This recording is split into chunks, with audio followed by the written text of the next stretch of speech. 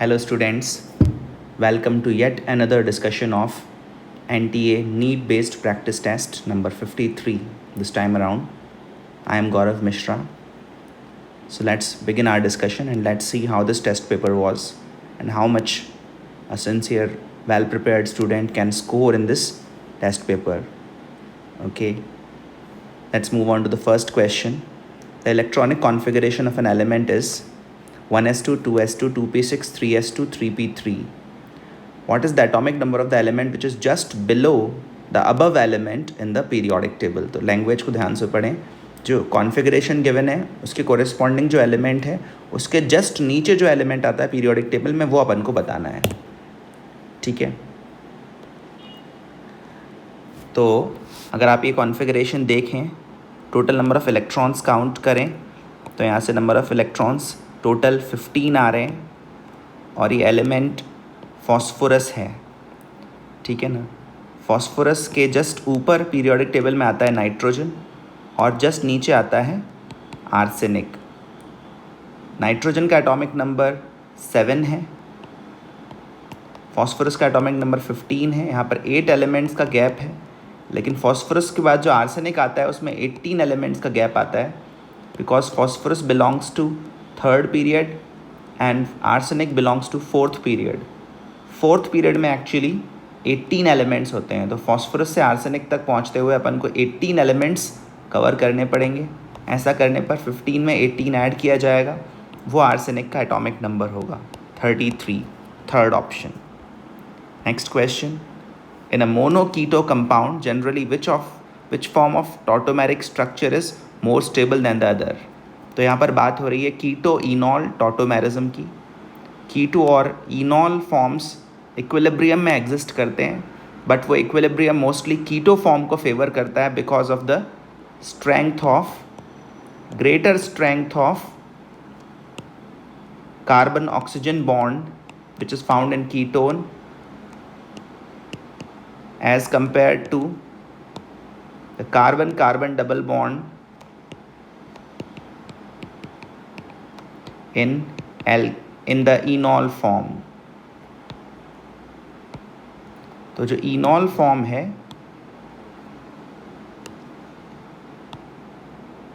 उसका carbon-carbon double bond weaker है as compared to the carbon-oxygen double bond of keto group. That is why equilibrium favors the more stable compound ketone with stronger bonds. Third question की तरफ आगे बढ़ते हैं. In the chemical reactions आपको A and B identify करने हैं. तो ये तो नाइट्रोजन कंटेनिंग कंपाउंड्स चैप्टर से क्वेश्चन है. और फर्स्ट वाली रिएक्शन जो है वो डायजोनियम क्लोराइड फॉर्मेशन की रिएक्शन है. फर्स्ट वाली रिएक्शन में बेंजीन डायजोनियम क्लोराइड बन जाएगा और उसके बाद उसकी रिएक्शन CuCN से बेंजीन डायजोनियम क्लोराइड के बहुत सारे रिएक्शंस होते हैं. अगर अपन इसको CuCl HCl से रिएक्ट कराएं तो क्लोरोबेंजीन बन जाता है. ठीक है. उसी तरह से अगर CuCN से रिएक्शन कराएं तो N2Cl ग्रुप डिस्प्लेस होकर उसकी जगह CN ग्रुप आ जाता है. So this is benzonitrile. This compound is called as benzonitrile. This is the compound B. तो इसको तो आइडेंटिफाई करना काफ़ी आसान था, इजी क्वेश्चन है. फोर्थ क्वेश्चन की तरफ चलते हैं. ये क्वेश्चन आप तभी कर पाएंगे जब आपको इस बारे में पता हो. ये फैक्ट बेस्ड क्वेश्चन है. Vanishing cream is an example of emulsion. Vanishing cream basically cold creams जैसे ही होते हैं और वो स्किन पर लगाने पर वैनिश कर जाते हैं. ऑयली स्किन नहीं दिखती है उनके कारण, इस वजह से उनको वैनिशिंग क्रीम कहते हैं. अब ये इमल्शन है, ये फैक्ट आपको पता होगा तभी आप ये क्वेश्चन सही कर पाएंगे, अदरवाइज ये आपके लिए इम्पॉसिबल होगा सही करना. Moving on to the fifth question. Hydrolysis of sucrose gives. तो सुक्रोज एक डाइसैकेराइड है. इसकी रिएक्शन तो आपने सुक्रोज की हाइड्रोलिसिस की रिएक्शन तो आपने पहले भी पढ़ी होगी, 12th क्लास से पहले भी. सुक्रोज की हाइड्रोलिसिस से ग्लूकोज एंड फ्रक्टोज बनते हैं, both with the same molecular formula, but they have different structures, they are isomers, वो स्ट्रक्चरल आइसोमर्स हैं। ग्लूकोज में एल्डिहाइड ग्रुप है और फ्रक्टोज में कीटो ग्रुप है। They are functional isomers, 1 molecule each of glucose and fructose. ये तो आपको पता होगा, मोस्टली लोग कर पाए होंगे इस क्वेश्चन को। चलिए नेक्स्ट क्वेश्चन पर आते हैं। 6th question, the nature of 2,4,6-trinitrophenol is, so this is a pretty straightforward question, neutral, basic, acidic और वीकली बेसिक। फिनॉल अपने आप में एक वीक एसिड होता है और अगर उसके ऑर्थो पैरा पोजिशंस पर नाइट्रो ग्रुप और लग जाएं तो उसकी एसिडिक स्ट्रेंथ और भी ज़्यादा बढ़ जाती है। ऐसा ही 2,4,6 ट्राइनाइट्रोफिनॉल में हुआ है। इसको पिक्रिक एसिड कहते हैं, पिक्रिक एसिड, इसका सरनेम ही एसिड है, तो डेफिनेटली ये एसिडिक नेचर तो रखेगा ही। ऑर्थो पैरा पोजिशन पर लगे हुए नाइट्रो ग्रुप्स इस OH फंक्शनल ग्रुप के हाइड्रोजन की एसिडिक नेचर और ज़्यादा बढ़ा रहे हैं। So this compound is definitely acidic in nature, much more stronger acid than phenol. अगले क्वेश्चन की तरफ आगे बढ़ते हैं। 7th question, what is B? यहाँ पर सीक्वेंस ऑफ रिएक्शंस आइडेंटिफाई करनी है। पहली जो रिएक्शन है chlorination with in the presence of red phosphorus, इसको बोलते हैं हेल-वोल्हार्ड-ज़ेलेंस्की रिएक्शन, हेल-वोल्हार्ड-ज़ेलेंस्की रिएक्शन, HVZ रिएक्शन। और इसमें फंक्शनल ग्रुप के पास वाले कार्बन पर, ठीक है, जिसको अपन अल्फ़ा कार्बन भी कह सकते हैं, उस पर क्लोरीनेशन होता है, हाइड्रोजन हट के क्लोरीन लगता है, 2-क्लोरोप्रोपेनोइक एसिड, ये तो है A। और उसके बाद अल्कोहलिक KOH से रिएक्शन कराएं तो यहाँ पर एलिमिनेशन हो जाएगा, ठीक है, एलिमिनेशन हो जाएगा and then we will get CH2 double bond CH COOH। This is the final product B जो है वो अपन को डी ऑप्शन में दिख रहा है। D option is the correct answer. आगे बढ़ते हैं। अगला क्वेश्चन, ये इनऑर्गेनिक केमिस्ट्री की नॉलेज पर बेस्ड है। HCl is added to a solution of stannous chloride nano ammonium sulphide. तो इस क्वेश्चन में अगर आपको रिएक्शन के बारे में पता है तभी आप कर सकते हैं, अदरवाइज़ ये क्वेश्चन करना संभव नहीं होगा, ठीक है। So this is based on inorganic chemistry's knowledge. If you know the reaction then only you can attempt the question. Which of the following is not a biopolymer? Biopolymer का मतलब ये लिविंग बीइंग्स में मिलने वाला polymer ना हो, synthetic polymer हो, ऐसा अपन को आइडेंटिफाई करना है। तो सेल्यूलोज, इंसुलिन एंड DNA, ये सब तो बायोपॉलीमर्स हैं, लिविंग ऑर्गेनिजम्स में मिलते हैं। नायलॉन 6 जो है ये सिंथेटिक पॉलीमर है।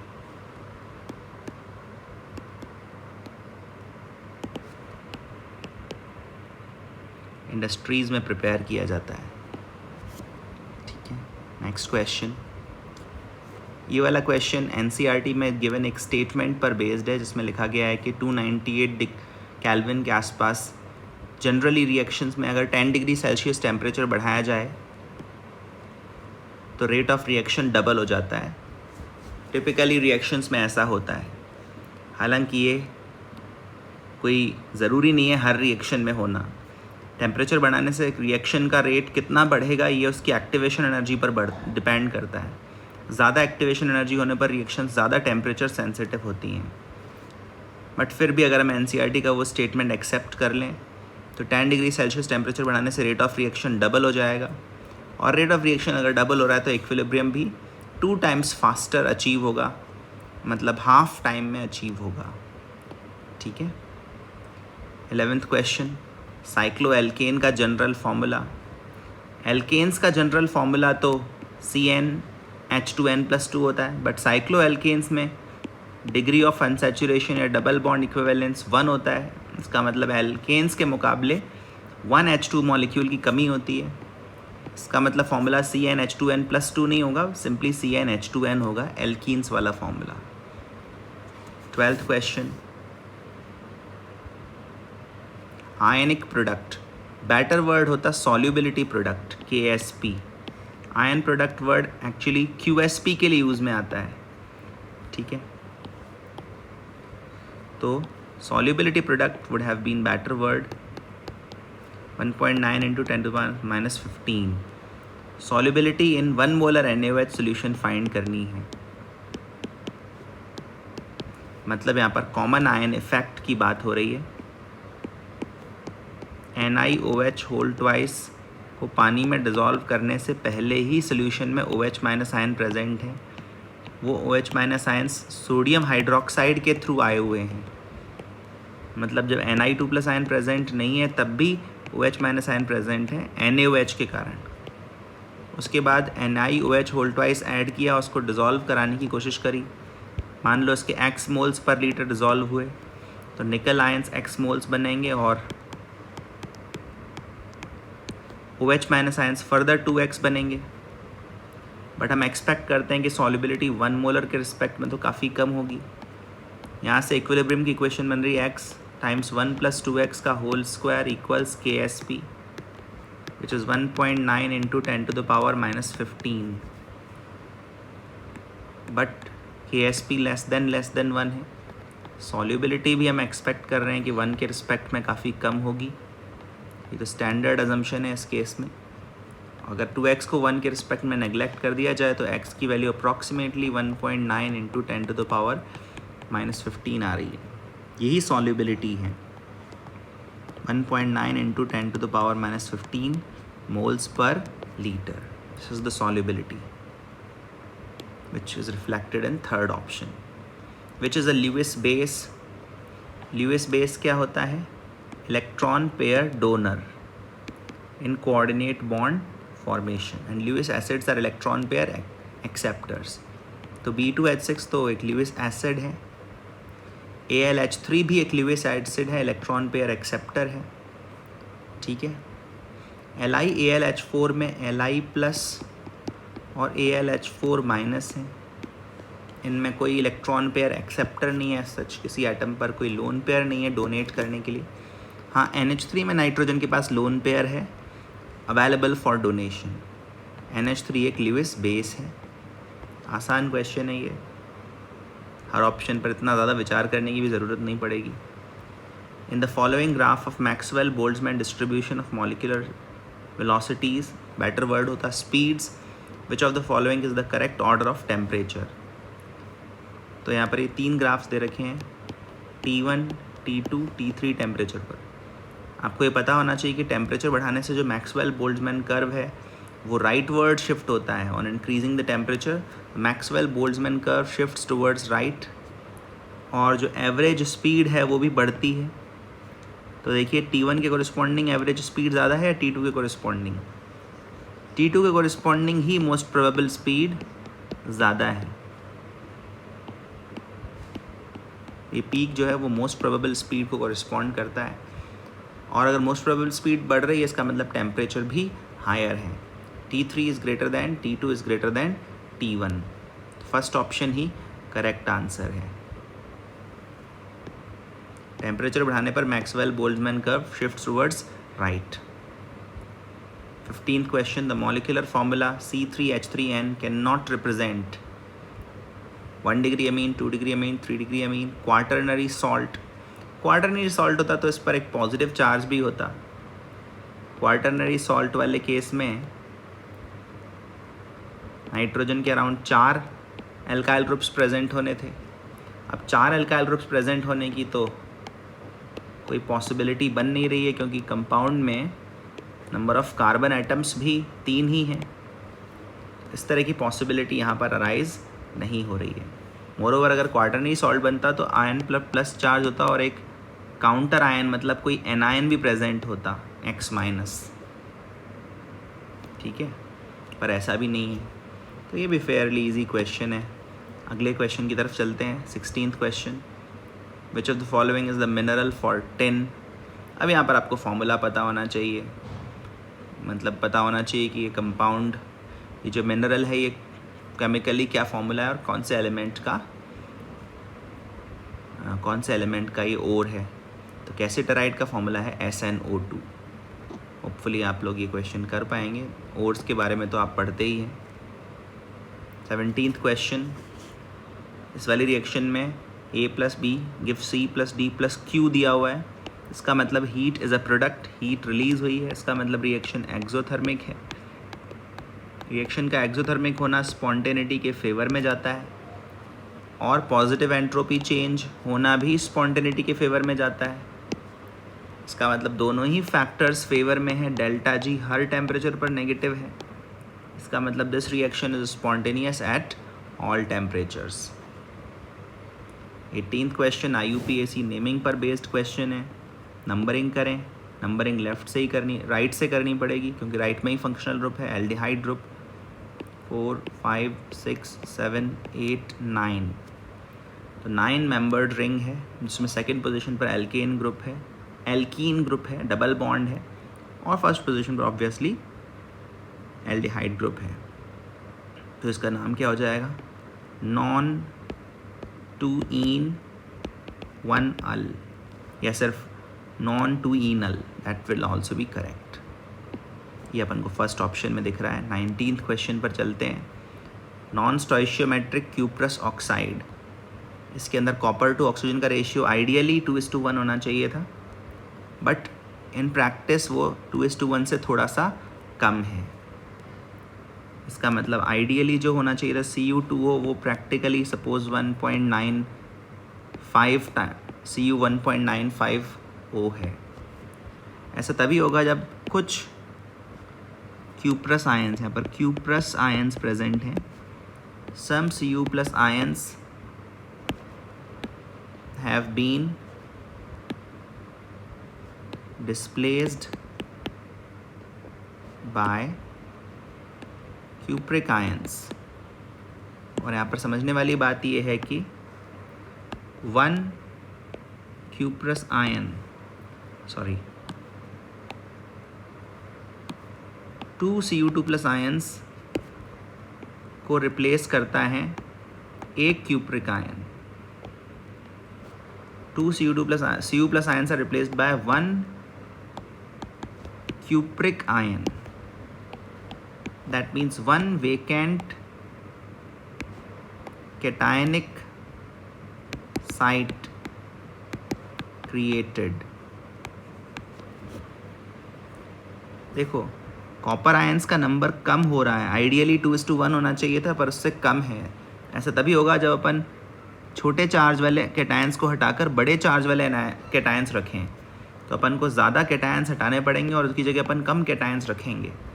इस वजह से नंबर ऑफ़ कैटायंस कम हो जाएगा। होपफुली आप ये बात समझ पा रहे हैं।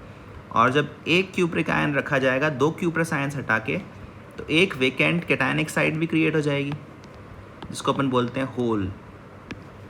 तो दो जगह से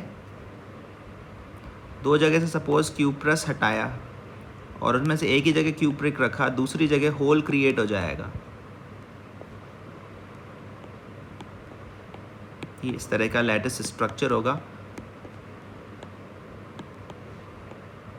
अब जो होल क्रिएट हुआ है उसमें कैटायन मूव कर सकता है। ऐसा करने पर भी कंडक्टिविटी बढ़ेगी। होल्स के थ्रू जो कंडक्टिविटी आती है उसको अपन पी टाइप सेमीकंडक्टर कहते हैं, right. Marble acts as a sink for, marble calcium carbonate अपने आप में एक बेसिक सॉल्ट है, और बेसिक सॉल्ट है इसका मतलब ये एसिडिक पॉल्यूटेंट्स को कंज्यूम कर सकता है। जैसे HCl के साथ रिएक्ट करके ये बना सकता है CaCl2 + H2O + CO2। एसिड्स को अपने साथ कंज्यूम करने की इसमें एबिलिटी है। 21st question, in the reaction the product P is. अब ये जो रिएक्शन है ये बर्च रिडक्शन कहलाती है। बर्च रिडक्शन में आइसोलेटेड डाईईन्स बनते हैं और जो इलेक्ट्रॉन रिलीजिंग ग्रुप्स प्रेजेंट होते हैं, इलेक्ट्रॉन रिलीजिंग ग्रुप्स, उनकी प्रेजेंस में जो डाईन फॉर्मेशन होता है वो इस तरह से होता है कि नेगेटिव चार्ज जो है वो OCH3 से जुड़े हुए पोजीशन पर और पैरा पोजीशन पर ना आए, क्योंकि अगर नेगेटिव चार्ज इन दोनों पोजीशंस पर आएगा तो OCH3 ग्रुप इसको ज़्यादा डीस्टेबलाइज करेगा। तो इसमें होता ये है कि लिक्विड अमोनिया के अंदर सोडियम इलेक्ट्रॉन लूज़ करता है, Na+ बनाता है अमोनिएटेड, और इलेक्ट्रॉन भी बनता है अमोनिएटेड। ध्यान रहे मीडियम अमोनिया है। अब ये जो इलेक्ट्रॉन बना है ये बेंजीन रिंग पर अटैक करेगा और वो अटैक इस तरह से होगा कि नेगेटिव चार्ज OCH3 ग्रुप से जुड़े हुए पोजीशन पर या उसके पैरा पोजीशन पर ना आ पाए। तो इलेक्ट्रॉन इस साइड पर अगर अटैक करेगा तो इस तरह से OCH3 के पास वाली पोजीशन पर नेगेटिव चार्ज आ सकता है।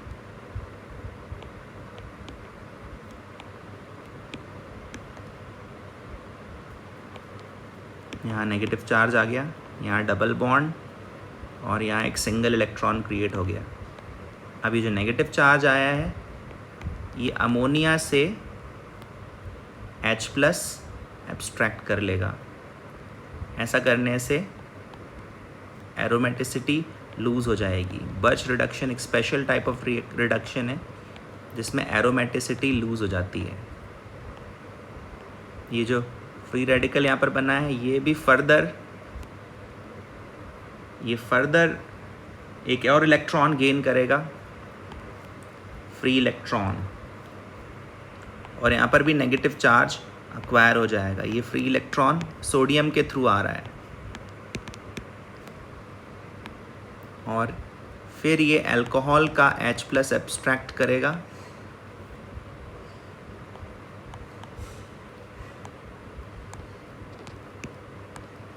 और फाइनली प्रोडक्ट ये बनेगा। एक H अमोनिया से एक H अल्कोहल से एब्स्ट्रैक्ट हुआ और इस तरह का एक आइसोलेटेड डाईन बना। अगर इलेक्ट्रॉन विड्रॉइंग ग्रुप प्रेजेंट होता तो नेगेटिव चार्ज जो रिंग पर आया है वो इलेक्ट्रॉन विड्रॉइंग ग्रुप के पास वाले पोजीशन पर आना प्रेफर करता। उस केस में जो डबल बॉन्ड्स बनते वो इस तरह से बनते। अगर COH ग्रुप रहता सपोज तो बर्च रिडक्शन का प्रोडक्ट ये होता। OCH3 इलेक्ट्रॉन रिलीजिंग ग्रुप था बेंजीन रिंग के लिए, तो बर्च रिडक्शन का प्रोडक्ट कुछ इस तरह से बनेगा जो कि आप देख सकते हैं सेकंड ऑप्शन में दिखाई दे रहा है। ठीक है, आगे बढ़ते हैं। How many electrons are present in the 3D orbital of tetrahedral K2NiCl4 complex. तो यहाँ पर अगर आप देखें तो निकल का कैटायनिक फॉर्म Ni2+ है, 2 इलेक्ट्रॉन्स हटाए जा चुके हैं। ऐसा होने के बाद कॉन्फ़िगरेशन हो जाएगा आर्गन 3D8 4s0। तो D सब शेल में 8 इलेक्ट्रॉन्स प्रेजेंट हैं। Easy question. आगे बढ़ते हैं, फिर से ऑर्गेनिक केमिस्ट्री का एक क्वेश्चन है। पहले अल्कोहलिक KOH का मतलब एलिमिनेशन, ये बन गया A। फिर HBr, सिंपली HBr लिखा हुआ है, इसका मतलब मार्कोनिकॉव एडिशन ऑफ HBr, ये हो गया B। उसके बाद एक्वस KOH का मतलब न्यूक्लियोफिलिक सब्स्टिट्यूशन, और न्यूक्लियोफिलिक सब्स्टिट्यूशन होने पर 2-ब्यूटेनॉल बन जाएगा, दैट इज C। आगे बढ़ते हैं।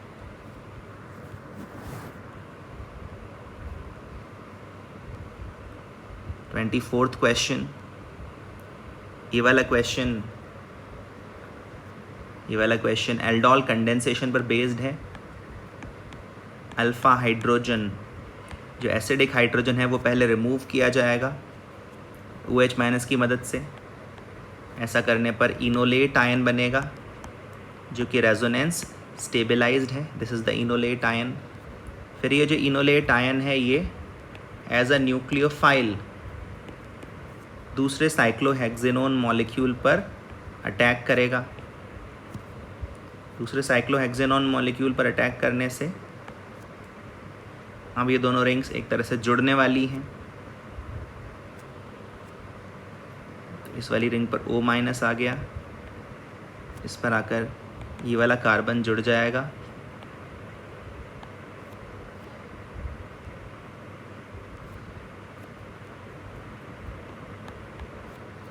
ठीक है, इस तरह से। और उसके बाद ये जो OH- है ये वाटर में से H+ एब्स्ट्रैक्ट करेगा, बीटा हाइड्रोक्सी कीटोन बन जाएगा, beta hydroxy ketone, alpha beta hydroxy ketone.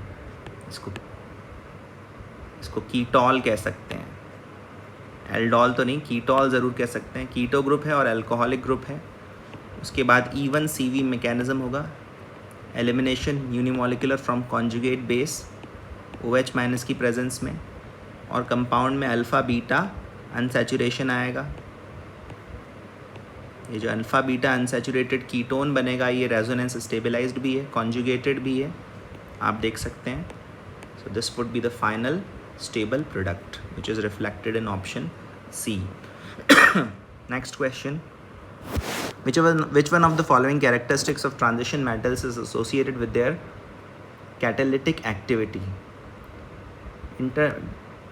Transition metals जो हैं वो इंटरमीडिएट्स फॉर्म करने में ज़्यादा काम आते हैं, मैकेनिज्म चेंज करने में काम आते हैं, और इस इंटरमीडिएट फॉर्मिंग एबिलिटी में उनकी वेरिएबल ऑक्सीडेशन स्टेट्स वाली प्रॉपर्टी ज़्यादा काम में आती है।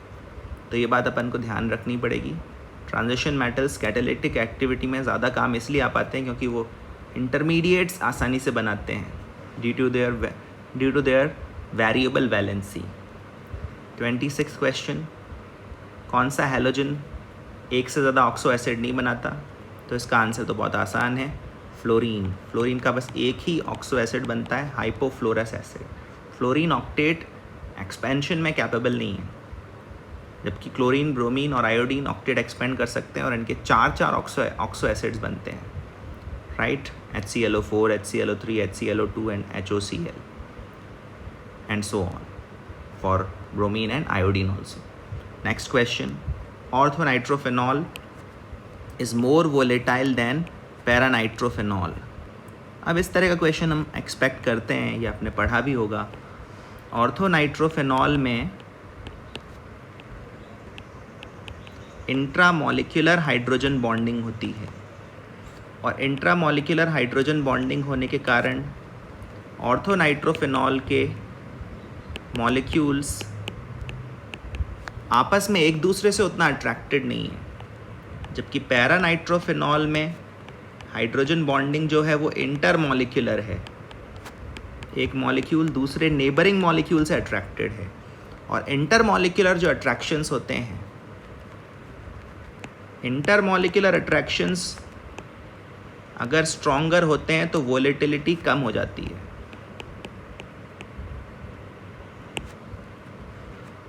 यहाँ पर इंटरमॉलिक्यूलर हाइड्रोजन बॉन्डिंग है।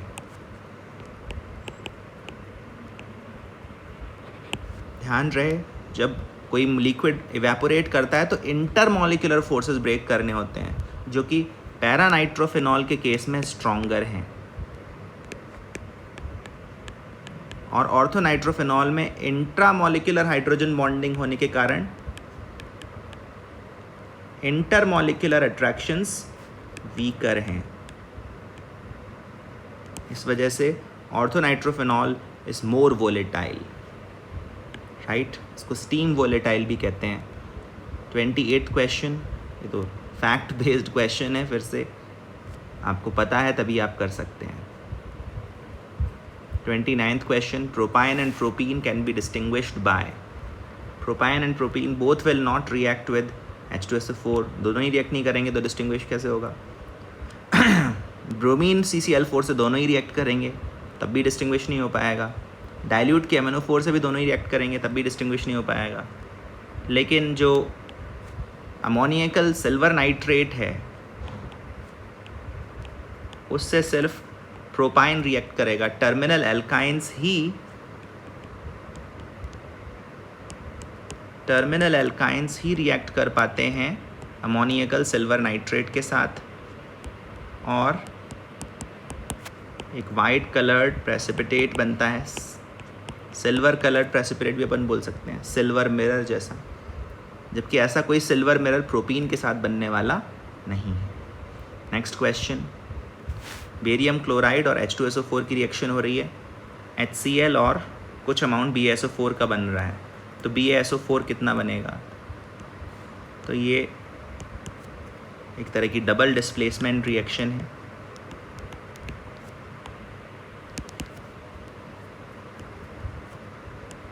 प्रोडक्ट्स क्या बनेंगे? BaSO4 plus 2HCl।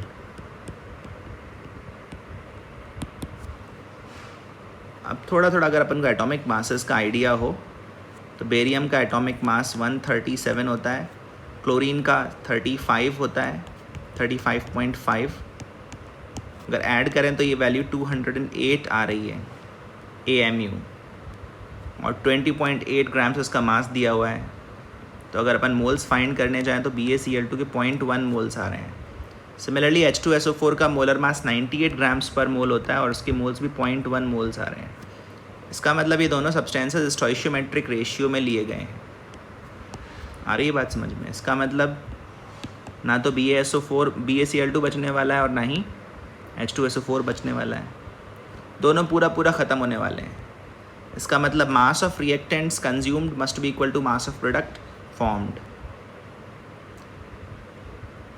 ठीक है, तो अपन इसको law of conservation of mass से भी कर सकते हैं। 20.8 ग्राम BaCl2 और 9.8 ग्राम H2SO4 पूरा कंज्यूम हुआ, तो इतना ही प्रोडक्ट का अमाउंट बनेगा, mass of BaSO4 plus 7.3 grams HCl। तो यहाँ पर स्टोइशियोमेट्री की जगह लॉ ऑफ कंजर्वेशन ऑफ मास भी लगा सकते हैं। वो इसलिए लगाना आसान हो रहा है क्योंकि दोनों ही रिएक्टेंट्स पूरे ख़त्म हो जा रहे हैं। तो फिर थोड़ा बहुत एडजस्टमेंट अगर किया जाए, 7.3 इसमें से सब्ट्रैक्ट करेंगे तो 2.5 आएगा, 2.5 इसमें ऐड कर दें तो 23.3 ग्राम्स बेरियम सल्फेट फॉर्म होना चाहिए। First option is the answer. 31st question, 0.1 normal dibasic acid है, is sufficient to neutralize 1 gram of a base that furnishes 0.04 mole of NaOH minus in aqueous solution। ठीक है ना, base से 0.04 mole of OH minus बन रहा है। तो base अगर 0.04 मोल OH माइनस है तो अपन को एसिड कितना चाहिए होगा? डाइबेसिक एसिड है सपोज H2A जैसा, और इसकी रिएक्शन OH माइनस से हो रही है। तो ऐसी सिचुएशन में अपन को 1 मॉलिक्यूल ऑफ H2A को ख़त्म करने के लिए 2 OH माइनस आयंस चाहिए होंगे, जिससे कि प्रोडक्ट साइड में क्या बनेगा? A2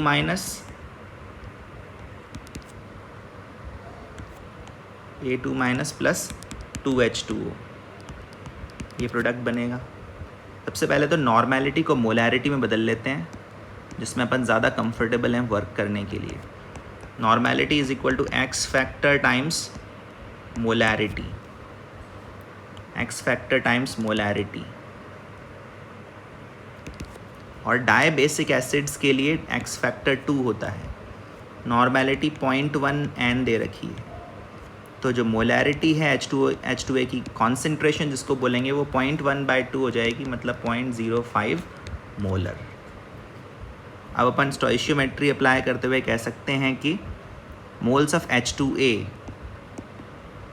will be equal to moles of OH minus by 2। H2A के मोल्स कैसे मिलेंगे? मोलैरिटी को वॉल्यूम से मल्टीप्लाई करके।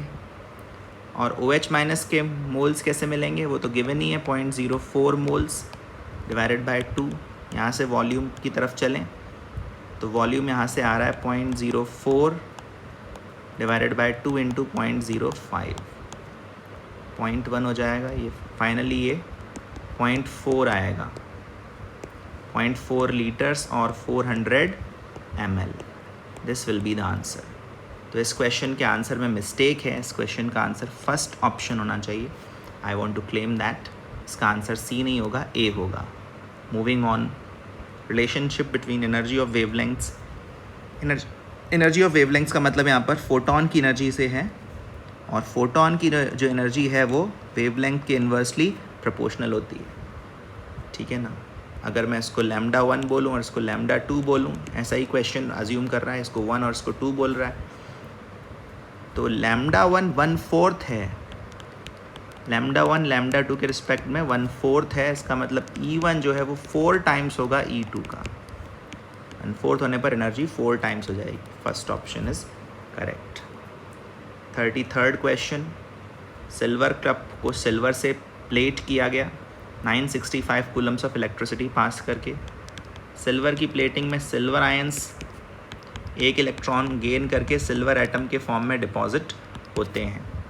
तो जितने मोल्स ऑफ इलेक्ट्रॉन्स पास किए हैं उतने ही मोल्स सिल्वर के डिपॉजिट होंगे। और मोल्स ऑफ इलेक्ट्रॉन्स कैसे मिलते हैं?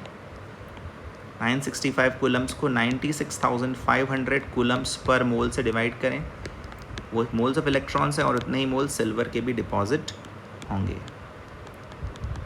0.01 मोल्स। और सिल्वर का जो मोलर मास है वो 108 ग्राम्स पर मोल है। इसका मतलब मास ऑफ सिल्वर, इसको 108 से मल्टीप्लाई करने पर मिलेगा 1.08 grams. Fairly straightforward question है। 34th क्वेश्चन की तरफ आते हैं। Mention whether increasing pressure will cause the reaction to go into forward और backward direction and for no change. तो सबसे पहले माइंड में बिठा लीजिए, अगर आप प्रेशर बढ़ा रहे हैं तो रिएक्शन किस दिशा में जाएगी? प्रेशर बढ़ाने पर net reaction moves in the direction of decreasing pressure, the direction of lesser gas moles. Pressure decrease करने के लिए लेसर गैस मोल्स वाली डायरेक्शन में जाएगी।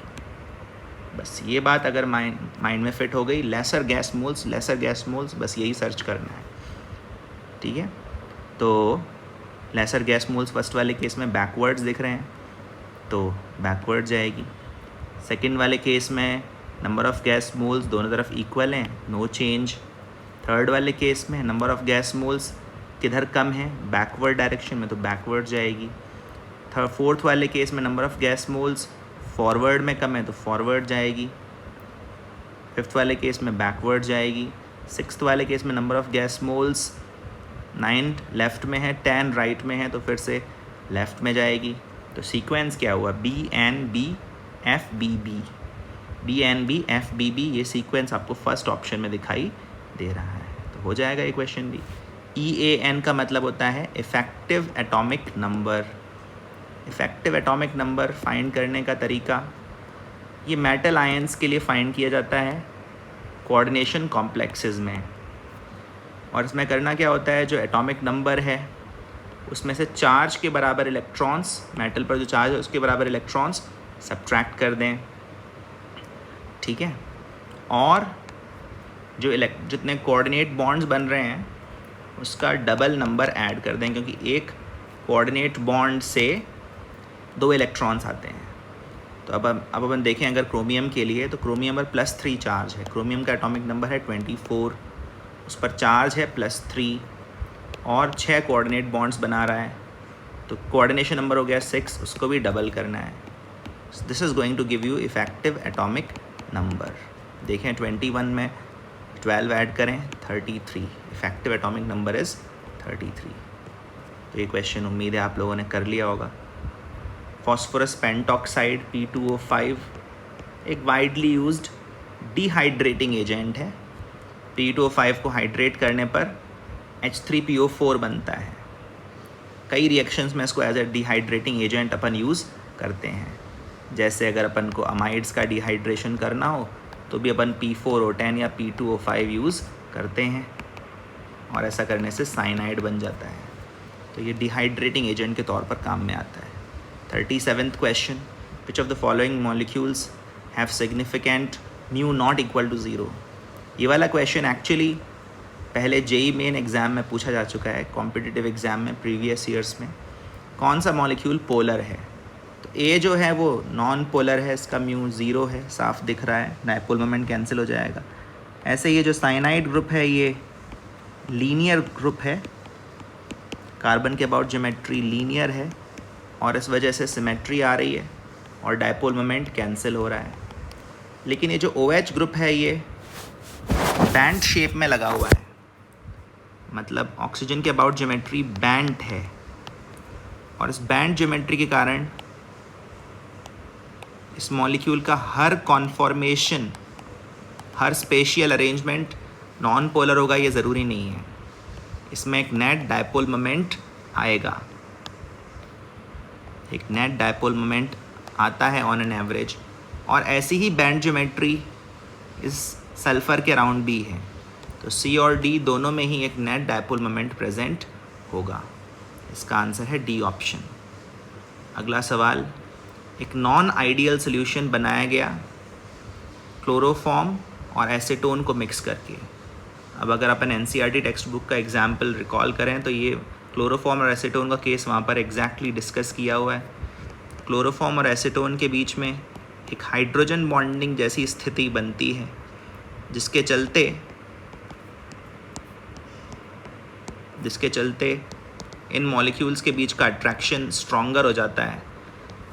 AB अट्रैक्शंस स्ट्रॉन्गर हो जाते हैं AA और BB अट्रैक्शंस के मुकाबले। ऐसे सिचुएशंस में कैसा डिविएशन मिलेगा? Negative deviation from Raoult's law. और नेगेटिव डिविएशन के केस में change in volume upon mixing negative होगा, 30 और 50 मिलाकर 80 मिलीलीटर से कम होगा। ठीक है, अगले सवाल की तरफ आते हैं। सॉलिड N2O5, सॉलिड स्टेट में N2O5 कैटायंस और एनायंस के फॉर्म में ब्रेक होकर एग्जिस्ट करता है NO2+ NO3-, नाइट्रोनियम नाइट्रेट, इसको बोलते हैं nitronium nitrate.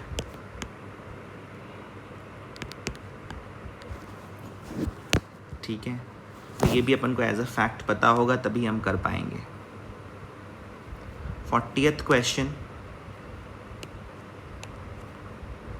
question, consider an ion with the following structure. For this ion we can define two planes, one plane containing HCH group, the other containing HNH group. What is the relationship between these planes? Actually इस ion का जो structure है वो एलीन से मिलता जुलता है। एलीन एक नॉन प्लेनर मॉलिक्यूल होता है। एलीन में कार्बन्स के अबाउट ज्योमेट्री प्लेनर होती है, लेकिन जो एंड वाले कार्बन्स होते हैं ना उनके प्लेन्स अलग अलग होते हैं। जैसे अगर ये लेफ़्ट वाला कार्बन आपके पेपर के प्लेन में हो तो ये जो नाइट्रोजन वाले ग्रुप्स हैं ये पेपर के प्लेन के परपेंडिकुलर जाते हैं। अगर एक H परपेंडिकुलरली,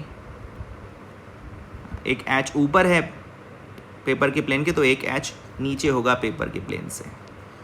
तो यहाँ पर दो म्यूचुअली परपेंडिकुलर प्लेन्स में हाइड्रोजन एटम्स एग्जिस्ट कर रहे हैं। तो इस आयन का स्ट्रक्चर बिल्कुल एलीन जैसा है। इसमें दो ग्रुप्स के अबाउट के जो प्लेन्स हैं वो म्यूचुअली परपेंडिकुलर हैं। एलीन का स्ट्रक्चर समझकर इसकी बॉन्डिंग भी अपन इजीली समझ सकते हैं। 41st क्वेश्चन में भी एक्चुअली एक डिमेरिट मुझे नज़र आई है। इसमें यूनिट ऑफ रेट पूछा गया है। रेट की यूनिट्स तो मोल्स पर लीटर पर सेकेंड होती हैं, तो एक टाइपिंग मिस्टेक कह सकते हैं आप क्वेश्चन में। एक्चुअली यहाँ पर रेट कांस्टेंट होना चाहिए था, तभी ये क्वेश्चन ज़्यादा मीनिंगफुल होगा। सेकेंड ऑर्डर रिएक्शन के लिए रेट कांस्टेंट की यूनिट्स होंगी लीटर पर मोल पर second, which is reflected in third option. अगर आप सिर्फ रेट की यूनिट्स पूछ रहे हैं तब तो वो सेकेंड ऑप्शन में दिखाई दे रही हैं। तो या तो इसको रेट कांस्टेंट माना जाए। रेट कांस्टेंट अगर ये होता तब थर्ड ऑप्शन आंसर होगा। अगर सिर्फ रेट है तो आंसर बी होना चाहिए। तो इस क्वेश्चन में डिमेरिट है।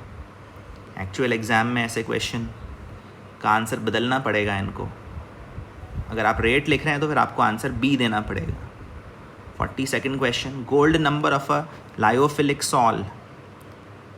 लायोफिलिक सॉल के लिए गोल्ड नंबर एक्चुअली वो अमाउंट है जो कोएगुलेशन प्रिवेंट करने के लिए रिक्वायर्ड होता है। और जितना ज़्यादा अमाउंट अपन को लायोफिलिक सॉल्ट का रिक्वायर्ड हो कोएगुलेशन प्रिवेंट करने के लिए, उतनी ही उसकी प्रोटेक्टिंग पावर कम मानी जाएगी। जितना कम अमाउंट रिक्वायर्ड होगा उतनी प्रोटेक्टिंग पावर ज़्यादा मानी जाएगी। तो इसका आंसर सी होगा। 43rd क्वेश्चन, ये भी फेयरली रेगुलर क्वेश्चन है, प्रीवियस प्रैक्टिस टेस्ट में भी ऐसे क्वेश्चन आ चुके हैं। इसमें डेल्टा एच भी पॉजिटिव है, डेल्टा एस भी पॉजिटिव है। ऐसी रिएक्शंस एक पर्टिकुलर टेम्परेचर के ऊपर जाकर स्पॉन्टेनियस हो पाती हैं और वो टेम्परेचर होता है delta H by delta S.